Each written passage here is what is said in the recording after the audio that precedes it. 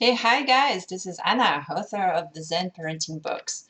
In this first video, I just want to give you some quick tips on how to be this great parent that we all aspire to be. And I know this is a huge topic, it's very broad, and I'm only going to tackle a few principles that I think are super important because I just want to give you the idea that raising children is often very counterintuitive. So, principle number one will be time. Take time for yourself.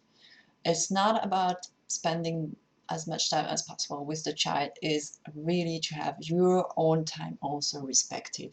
Um, we don't go anywhere with sleep deprivation if we haven't had the opportunity to uh, also be nice with ourselves and take care of our own little needs before we are able to support someone else. So it's really important to also block sometimes for ourselves, be it with a babysitter, with family, with your partner.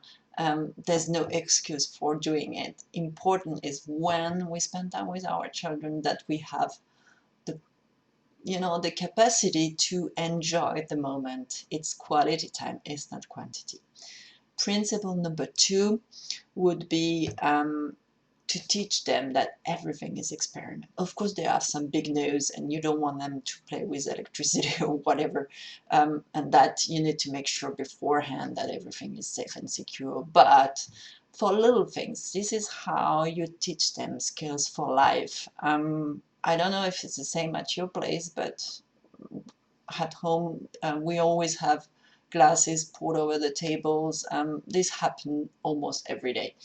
One reaction could be to tell them, come on, honey, I told you, please pay attention. You need to be careful when you move your glass and put it back in front of your plate. Sure, you can tell them this, but it's not the main, most important message that should come out of it. What is really important is to explain them what they can do to take them out of a messy situation that they've put themselves in. So in that case, explain them, well, you take the sponge, you carefully absorb the water that is on the table, and then you go and rinse it, and so on and so forth. With that, it's a great life skill that they're learning for any situation that didn't happen the way you'd like it to be, how you can turn it differently and make the most of it and just move on, move forward. This is so important for life. And principle number three, structure. Structure in the day. Children, like us adults, are very habits driven.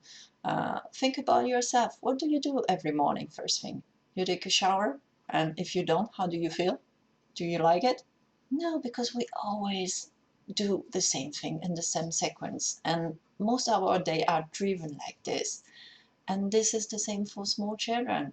It gives them a framework where they know what's coming next, and children are really reluctant to transition, and this is the occasion when you structure your day in a similar certain way every day to allow them to feel safe and to know what's coming and to be more inclined to react to what you also expect them to do.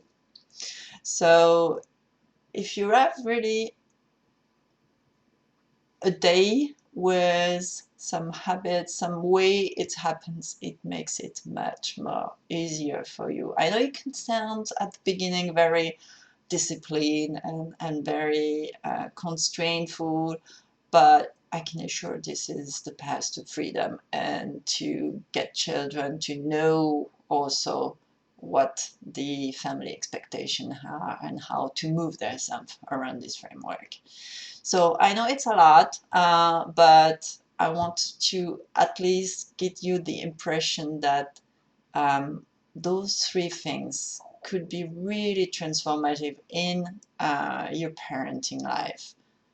Take time for yourself, really make the most of any daily life situation to teach something positive and not focus on how this shouldn't have been that way but in another way, but rather how you can turn it into a lesson for life, and to have a structured day, something that the children can recognize, especially that they're very small. It's important for them to know what's coming next. Okay, happy parenting to you all, and see you soon in the next video. Bye!